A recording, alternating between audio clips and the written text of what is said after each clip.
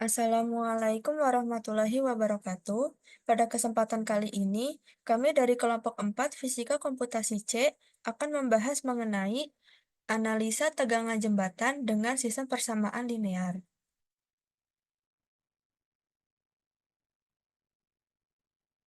Berikut adalah anggota kelompok kami. Pertama ada Agatis Inka, kedua Ahmad Amartia, ketiga Geradus Jeremy, keempat Nada Aurelia, dan kelima Raden Roro Sinta. Pertama, kami menentukan terlebih dahulu gaya-gaya yang bekerja pada jembatan dan juga arahnya. Di sini terdapat gaya arah vertikal yaitu ada V1, V2, dan juga W. Lalu batang-batang jembatan juga mengalami gaya tension yang diwarnai dengan warna biru dan juga gaya compression yang ditandai dengan warna kuning. Untuk arahnya, kami tentukan arah kanan dan atas bernilai positif, arah kiri dan bawah bernilai negatif. Lalu untuk rotasi, arah yang searah jarum jam bernilai negatif dan arah yang berlawanan arah jarum jam bernilai positif. Untuk menyelesaikan masalahnya, di sini kami mengasumsikan panjang semua batang itu sama, sehingga membentuk segitiga sama sisi dan juga sudut 60 derajat. Berikutnya tidak ada gaya horizontal pada titik tumpu, yaitu pada node 1 dan juga node 8. Berikutnya batang dan node itu kami anggap tidak bermassa, dan terakhir berat beban W adalah 100 Newton. Berikutnya kami akan menganalisa gaya pada setiap titik.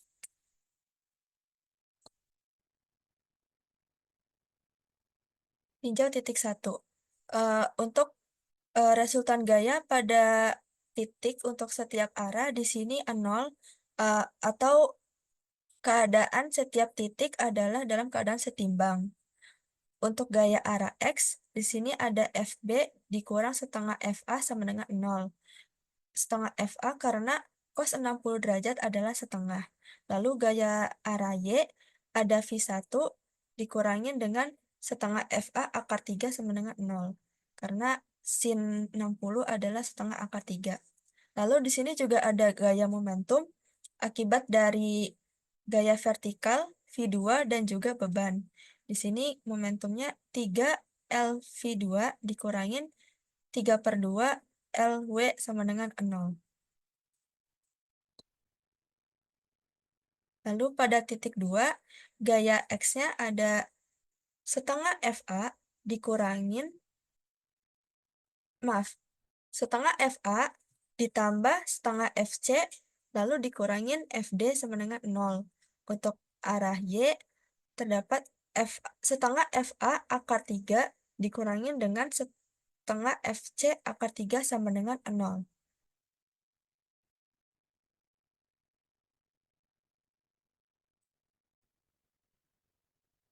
Baik, selanjutnya kita akan meninjau titik 3 pada jembatan, di mana di titik 3 ini terdapat gaya yang mempengaruhi di sumbu X dan sumbu Y. Untuk gaya mempengaruhi di sumbu X pada titik 3, sigma Fx sama dengan Ff min Fb min Fc per 2 min Fe per 2 sama dengan 0. Nah, untuk untuk FF ini mengarah ke kanan sehingga kita memberikan tanda positif, dan FB, FC, dan FE mengarah ke kiri sehingga kita berikan tanda negatif. Kemudian gaya mempengaruhi pada sumbu Y di titik 3 yaitu sigma Fx sama dengan Fc per 2 akar 3 min Fe per 2 akar 3 sama dengan 0. Di mana Fc ini mengarah ke atas diproyeksikan ke sumbu Y, dan Fe ini mengarah ke bawah karena diproyeksikan ke sumbu Y. Selanjutnya kita akan meninjau titik 4 pada jembatan, di mana di titik 4 ini terdapat gaya mempengaruhi di sumbu X dan sumbu Y-nya, di mana gaya mempengaruhi pada sumbu X dan sumbu X-nya adalah sigma Fx sama dengan Fd plus Fe per 2 min Fj min Fi per 2 sama dengan 0. Kemudian gaya yang mempengaruhi di sumbu Y pada titik 4 adalah sigma Fy sama dengan Fe per 2 akar 3 plus Fi per 2 akar 3 min Fg sama dengan 0. Untuk Fe dan Fi ini juga diproyeksikan ke sumbu Y sehingga mengarah ke atas dan diberikan tanda positif. Dan Fg ini mengarah ke 0 sehingga diberikan tanda negatif. Kemudian selanjutnya kita akan tinjau titik 5 pada jembatan di mana terdapat gaya-gaya yang mempengaruhi pada sumbu X dan sumbu Y-nya juga. Untuk gaya yang mempengaruhi pada sumbu X-nya, sigma Fx sama dengan min Fh plus Ff sama dengan 0. Untuk sumbu Y-nya, sigma Fy sama dengan Fg min W sama dengan 0. Kemudian selanjutnya kita akan meninjau titik 6 pada jembatan di mana gaya mempengaruhi pada sumbu X di titik 6 sigma Fx sama dengan Fk dikali cos 60 tambah Fi dikali cos 60 plus Fl min Fh sama dengan 0. Untuk Fk dan Fi karena diproyeksikan ke sumbu X sehingga dikali dengan sudutnya yaitu cos 60 dan Fl dan Fh ini tidak diproyeksikan sehingga ditulis hanya gayanya saja.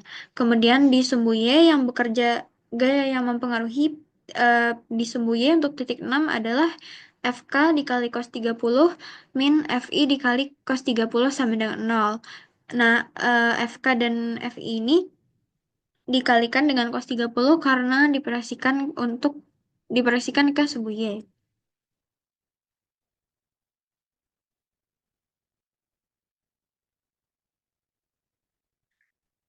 Kemudian selanjutnya kita tinjau titik 7 pada jembatan di mana terdapat gaya-gaya yang mempengaruhi sumbu X dan sumbu Y-nya. Gaya yang mempengaruhi pada sumbu X-nya adalah Fj plus Fm dikali cos 60 derajat min Fk dikali cos 60 sama dengan 0.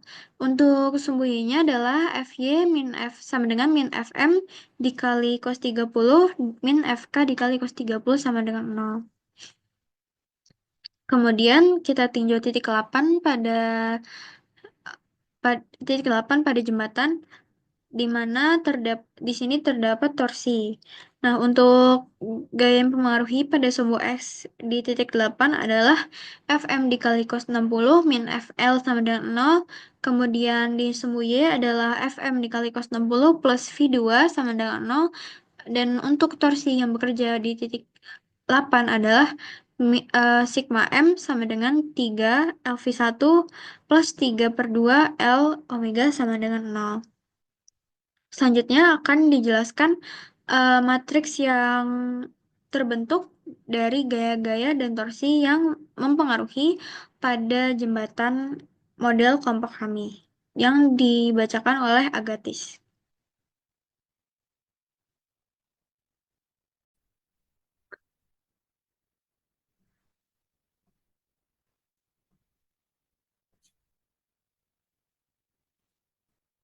Oke.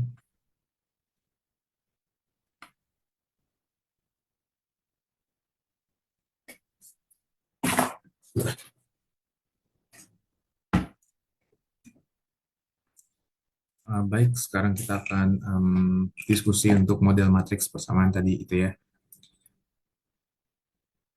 Jadi dari persamaan semua tadi kita susun untuk setiap persamaan 1, 2, 3, 4, 8 sampai 8 sini, persamaan horizontal dan vertikalnya ya, Fx dan Fy kita susun jadi berikut. Nah, tapi yang kita gunakan itu hanya dari Fy persamaan 2 dari ini akar 3 per 2 ini, 866. Alasannya adalah biar jadinya nanti matriks persegi ya. Jadi persamaan fx, fy dari persamaan 1 dan fx persamaan 2 ini nggak akan kita gunakan. Nah, karena kita persamaannya itu mx sama dengan y, kita susun sebagai berikut. M-nya itu ya ini yang tadi kita gunakan yang kotak orange tadi. Terus untuk x-nya itu kita ambil dari ini. FA, FB, FC yang di atas ini sampai V2. Ya, kita susun sebagai x-nya. Untuk y-nya sama persis tinggal kita asalin saja ya 0 sampai 1,5W. Nah, setelah kita dapat model berikut ini, baru kita bisa konversikan ke format oktav ya di coding. Kita asumsikan berat beban adalah 100 Newton, jadi W-nya sama dengan 100 ya, definisikan dulu. Lalu kita definisikan matriks M sebagai berikut, square root 3 per 2, 0, min square root 3 per 2, seterusnya. Ini setiap kolom kita pisahkan dengan koma, selagi tiap baris kita pisahkan dengan titik koma. Nah, ya, titik koma. Setelah matriks M sudah terdefinisikan, kita selanjutnya definisikan matriks Y. Soalnya kan yang kita mau cari itu matriks X-nya ya. Yang Y ini, karena kita sudah definisikan beban W sama 100, jadi eh, nilai yang ada W-nya kita bisa ganti dengan 1 saja. Jadi ini 0, 0, 0, 0, 0, 0, terus 1, terus 0 lagi 6 kali, terus langsung min 1,5 dan 1,5. Nah, sebagai berikut ya. Nah, habis ini selesai, semua ini baru kita kalikan dengan nilai W, yaitu 100 Newton. Oke. Oke, take 2 karena mic-nya ternyata jelek banget tadi. Oke. Sebelumnya teman saya sudah menjelaskan mengenai model matriks yang digunakan di analisis gaya ini. Di sini kita menggunakan persamaan 3 sampai 18 supaya persamaannya itu bisa dimodelkan dalam bentuk matriks. Nah, untuk menyesuaikan persamaan matriks ini, kita menggunakan dua metode, Gauss-Jordan dan faktorisasi QR. Di sini saya akan menjelaskan mengenai metode Gauss-Jordan. Yang kita mau di sini itu untuk menghasilkan matriks diagonal dari matriks M dengan menggunakan operasi baris elementer. Pertama kita buat dulu matriks teraumentasi G yang sama dengan MY. Habis itu kita cek dulu matriks M-nya itu persegi atau enggak. Jika iya berarti kita mulai dari pojok kiri atas. Nah, pertama kita cek dulu elemen di pojok kiri atas itu sama dengan 0 atau tidak gitu. Kalau sama dengan 0, dia kita cek di baris di bawahnya itu ada enggak elemen yang tidak 0. Kalau ada, kita tukar dua baris tersebut. Nah, selanjutnya di bawah ini kita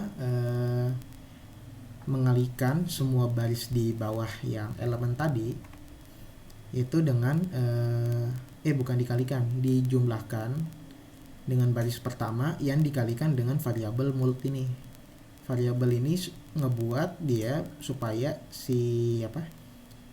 tiap baris baris yang di bawah yang bagian kolom si elemen tersebut itu sisanya sama dengan 0 kecuali si diagonal tadi. Sehingga nanti hasilnya itu sama dengan matriks segitiga atas. Oke, selanjutnya kita ngebuat matriks diagonal. Nah, sekarang kita mulai dari kanan bawah. Nanti dari kanan bawah prosesnya kurang lebih sama kayak tadi. Baris di atasnya itu dijumlah dengan baris tadi, baris elemen tersebut yang dikalikan dengan variabel mult supaya nanti si kolomnya itu kosong kecuali si diagonal tadi. Setelah selesai nanti setiap barisnya itu bakal dibagi dengan elemen diagonalnya supaya nanti diagonalnya sama dengan 1. Dan nanti kita dari diagonal sama dengan 1 itu kita dapat gaya-gayanya di sebelah kanan. Nah, nanti dari situ kita dapat hasilnya seperti ini. FA, FB, FC, FD dan seterusnya. Nah, kalau kita lihat di kodenya, ini sudah matriksnya itu, ini matriks yang kita kalikan di sini. Nah, dari matriks Gauss-Jordan, karena kebetulan di sini matriksnya udah dalam bentuk segitiga atas, jadi untuk tahap pertama ini tidak ada perubahan. Sini di kanan. Nah, habis itu untuk matriks diagonal. Nah, di sini kelihatan kalau di bagian atasnya tadi, kalau di sini kan masih ada. Sekarang di sini udah jadi kosong karena dikurangi sama diagonalnya ini pakai operasi baris elementer. Habis itu nanti kita ada muncul nilai-nilai di sebelah kanan sini. Nah, habis itu nanti tinggal kita bagi aja tiap baris itu dengan elemen diagonalnya. Misalnya 50 dibagi 0,88. Sehingga nanti kita dapat gayanya sebagai berikut. FA sama dengan 57,7 Newton, FB sama dengan 28,868 Newton, dan seterusnya. Nah, kita cek hasilnya dengan persamaan gaya yang kita pakai tadi. Di titik 1 untuk persamaan gaya horizontalnya, di sini kita dapat totalnya itu sama dengan 7 kali 10 pangkat min 15, kurang lebih sama dengan 0, karena ini karena akibat pembulatan komputer. Untuk di sumbu Y-nya, di sini juga kita sama dengan 0 juga. Nah, untuk di titik 2 itu kita di sini dapat min 7 kali 10 pangkat min 15, kurang lebih sama juga sama dengan 0. Berarti memenuhi untuk yang persamaan yang dua matriks. Untuk persamaan yang di dalam matriks tadi kita bisa pakai selisihnya.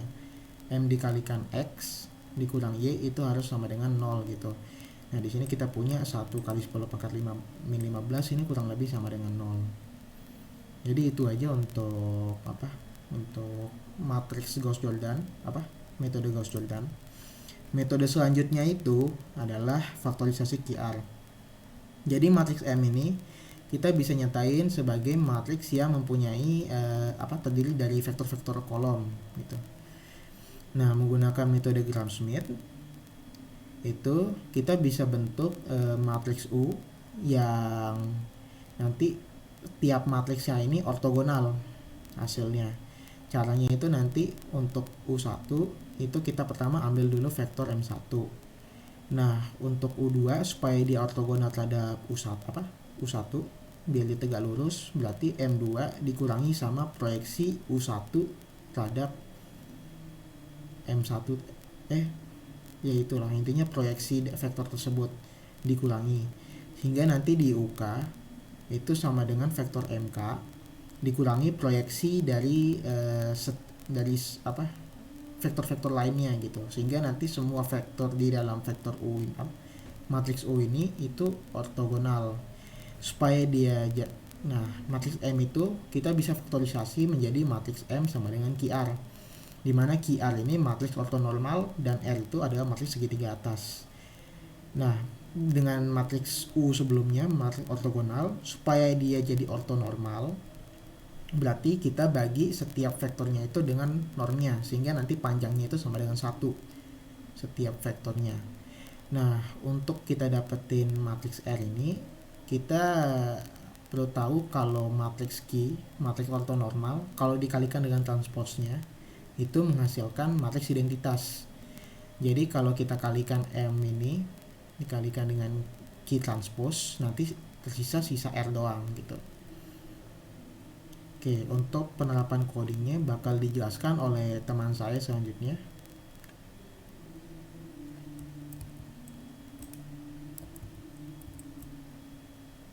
Selamat malam semuanya, saya Agatis Inka dari kelompok 4 kelas Fisika Komputasi. Di sini saya akan menerangkan analisis gaya dengan faktorisasi QR. Nah, analisis gaya dengan faktorisasi QR ini, atau bisa disebut dengan proses Gram-Schmidt, itu dimulai dengan menginisialisasi matriks, yaitu membuat matriks kosong untuk menyimpan U yang ini sebagai vektor ortogonal sementara, lalu Q sebagai vektor ortonormal, dan R sebagai segitiga atas. Lalu, langkah kedua, kita menormalisasi vektor pertama dengan cara mengambil kolom pertama dari M. Ini notasi ini berarti kita mengambil kolom pertama dari M dan menyimpannya dalam kolom fungsi U. Lalu menormalkan U untuk mendapatkan Q pada kolom 1. Selanjutnya, kita ortonormalisasi kolom selanjutnya dengan iterasi Gram-Schmidt. Nah, di sini untuk I-nya sendiri kita lakukan iterasi mulai dari kolom kedua. Lalu kita inisialisasi proyeksi untuk menyimpan proyeksi tersebut. Nah, proyeksi ini menghitung menghitung proyeksi kolom I terhadap semua vektor ortogonal. Terhadap semua vektor ortogonal yang sebelumnya. Kalau rumus matematisnya mungkin tidak perlu dipaparkan di sini ya. Kita langsung menggunakan proyeksi saja. Tapi bisa juga sih sebenarnya ini kayak sumasi dari eh, U transverse mulai dari J dikali matriks M mulai dari I dibagi eh, nilai absolut dari matriks U mulai berjalan dari J kuadrat dikali matriks U berjalan dari J juga. Nah, J dan I ini harus integer satu bilangan bulat. Nah, kita memulai dari J sama dengan 1 menuju I minus 1. Ini menunjukkan proyeksi vektor M pada initial condition yang tidak ortogonal terhadap U pada initial conditionnya. Tuh. Lalu setelah menghasilkan vektor ortogonal yang baru dengan mengurangkan proyeksi, kita menormalisasi U di initial condition untuk mendapatkan Q di initial condition. Yang ini. Lalu kita menghitung matriks R. Matriks R sendiri bisa didapatkan dengan mengkalikan matriks Q transverse dengan matriks M. Ini sesuai dengan teori bahwasannya QR sama dengan M. Lalu kita menyelesaikan matriks sistem QRX. Yang ini ya, QRX sama dengan Y. Caranya bagaimana? Caranya kita harus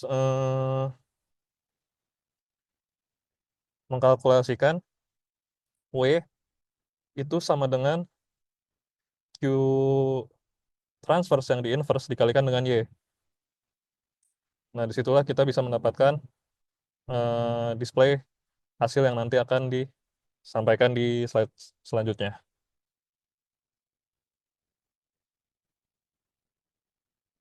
Dan karena R itu adalah matriks segitiga, maka R inverse dapat dihitung dengan substitusi mundur.